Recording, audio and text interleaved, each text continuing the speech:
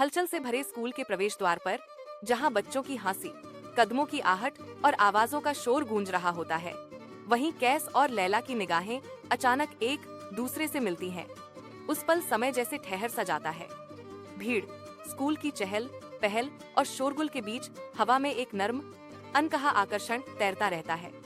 हौसी, दौड़ते कदमों और मासूम बातों के बीच वह एहसास दिलों को छूता है, मानो किसी नए रिश्ते की शुरुआत का मीठा वादा कर रहा हो। स्कूल की चहल पहल और शोरगुल के बीच हवा में एक नर्म, अनकहा आकर्षण तैरता रहता है।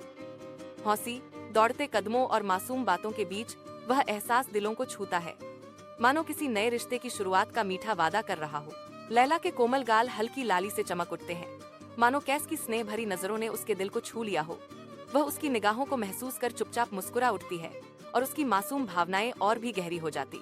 लैला के होंठों पर धीरे धीरे एक संकोची मुस्कान खिल उठती है, जो बिना शब्दों के उनके बीच जन्म ले रहे रिश्ते को स्वीकार कर लेती है।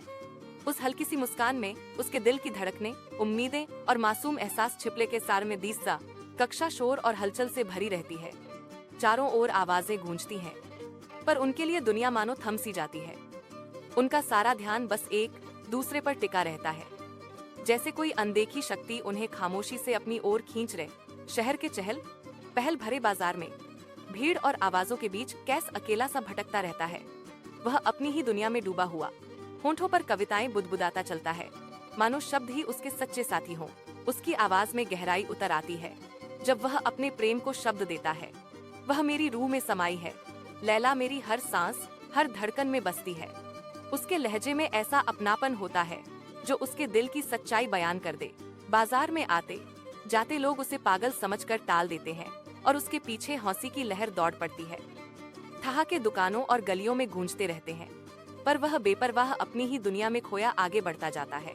निडर और अडिग बने हुए कैस पूरे मन से अपनी भावनाएं उड़ेलता रहता है।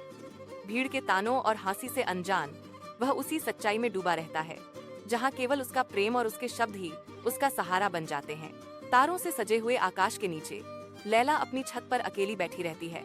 उसकी नजरें दूर फैले अंतहीन रेगिस्तान पर टिकी होती हैं, जहां खामोशी में उसके दिल की बेचैनी बोल उठती है और हर रेतकड़ में उसे कैस की याद। रात की गहरी खामोशी के बीच कैस की दूर से उठती आवाज फैल जाती है, जैसे कोई पीड़ा से भरी धुन रेगिस्तानी हवा के संग बह रही हो। वह स्वर सन्नाटे को चीरता हुआ हर दिशा में गूंजता है, लैला के दिल तक पहुंचकर उठों से दहादरास की।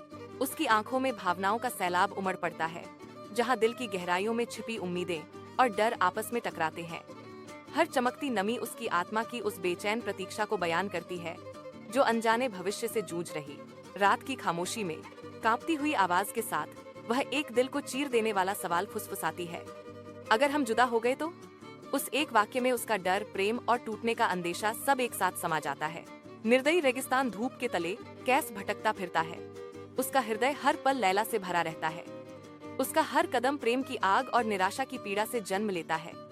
जैसे रेत पर चलती उसकी परछाई भी उसी का नाम पुकार रही हो। अपनी आंखों पर हाथ रखे वह दूर क्षितिज की ओर निहारता है, जहां फैला अनंत सूनापन उसकी आत्मा के घावों को आईना दिखाता है।